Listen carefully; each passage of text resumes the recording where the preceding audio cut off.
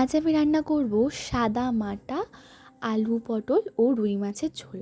প্রথমে আলু ও পটল কেটে নিলাম, তারপর জিরে আর লঙ্কা বেটে নিচ্ছি। তারপর কড়াইতে তেল দিয়ে তেলটা গরম হয়ে এলে আমি মাছে নুন হলুদ মাখিয়ে নিয়ে সেই নুন হলুদ মাখানো মাছটা একে একে কড়াইতে ছেড়ে দিচ্ছি। তারপর মাছটার এক পিঠ ভাজা হয়ে গেলে মাছটা উল্টে নিলাম, আরেক পিঠ ভাজা হয়ে গেলে মাছ ভাজা আমার হয়ে গেছে। এবার একে একে নামিয়ে নিলাম।